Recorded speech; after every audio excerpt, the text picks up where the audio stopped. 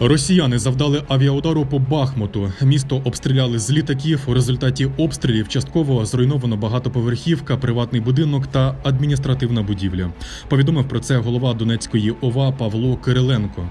Із-під завалів дістали 6 людей. Нині населення Бахмута і далі евакуюють.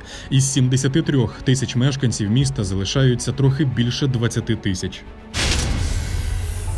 Дніпропетровщину ворог обстріляв із градів та ураганів. Внаслідок атаки пошкоджено та зруйновано будинки мирного населення. Про це повідомив голова обласної військової адміністрації Валентин Резніченко. За його словами, частина села Велика Костромка залишилася без світла та газу. На щастя, людей не зачепило, додав Резніченко. Укрзалізниця вже 3-й місяць поспіль зберігає сотні тіл вбитих російських окупантів у вагонах-рефрижераторах. Про це повідомляє прес-служба компанії у телеграм-каналі. Аби Росія забрала свої трупи, Укрзалізниця записала відеозвернення до дружин та матерів вбитих російських солдатів.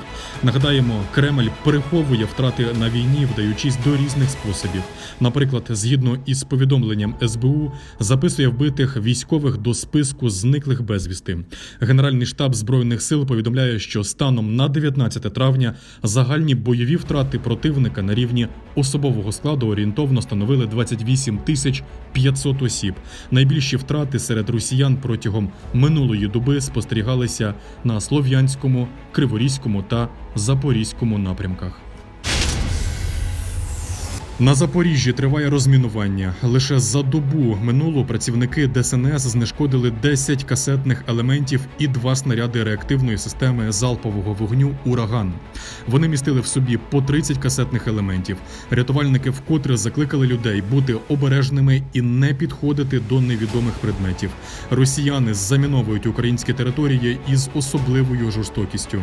Вибухівку підкладають навіть у дитячі іграшки та побутові прилади.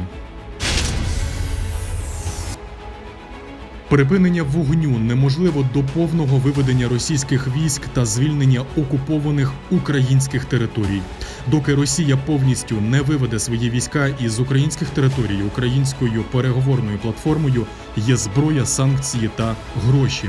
Написав про це у Твіттері радник голови Офісу президента України Михайло Подоляк. Нагадаємо, радник голови Офісу президента Олексій Арестович заявив, що президент і керівництво України, а також дипломати та інші міжнародні партнери вважають можливим так зване примирення із РФ лише після капітуляції Москви, виведення путінських військ і розмови про компенсації за завдані збитки.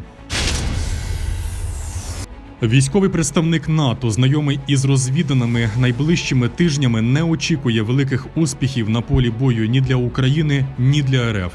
Проте, за його словами, Київ має шанс відвоювати Крим і Донбас. Водночас Альянс вважає, що якийсь час російсько-українська війна, цитую, буде у безвиході, пише сайт «Обозріватель». За словами генсека НАТО Єнса Столтенберга, плани Москви на війну проти України не реалізувалися.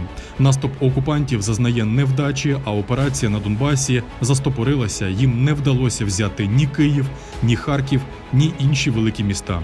Відповідно, Київ може виграти цю війну, вважає голова Альянсу. Війна Росії в Україні йде не за планом Москви. Не взятий Київ, не взятий Харків. Київ поверне Донбас, поверне і Крим. Україна може виграти цю війну.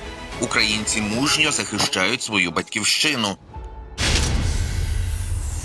20 бронеавтомобілів «Бушмастер» передасть Україні Австралія. Також наші Збройні сили отримають і 14 бронетранспортерів М113, 60 медичних наборів і обладнання для моніторингу радіаційної небезпеки.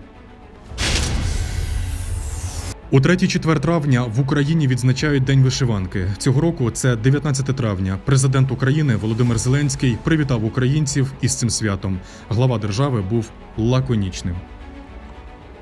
Бажаю здоров'я. Сильна, незламна, смілива і вільна. З Днем вишиванки. Україно. Особливий привіт у День вишиванки передали окупантам українські захисники. Боєприпаси розмалювали українськими орнаментами та ще й написали «З Днем вишиванки» і «Слава Україні». Відповідне відео опублікували на сторінці у Фейсбук командування Десантно-штурмових військ Збройних сил України. У Харкові знесли пам'ятник Олександру Невському. Фігуру російського князя, що знаходилася в районі Салтівки, зачепили тросом і повалили за допомогою вантажівки. 3-метрову статую встановили у 2004 році на честь святкування 350-річчя міста. За словами голови Інституту нацпам'яті Антона Дробовича, Україна демонтує всі пам'ятники, що символізують СРСР. У Києві 21 травня відновлять роботу 3 комунальні кінотеатри. Ще 3 відкриються для глядачів із 26 числа.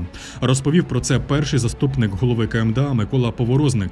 У разі оголошення повітряної тривоги сеанси зупинятимуться, а відвідувачі повинні попрямувати до укриття. У такому разі квитки можна використовувати будь-якого іншого дня або ж на інший сеанс, додали в КМДА. Афішу кінотеатрів можна знайти на офіційному сайті комунального підприємства «Київкінофільм».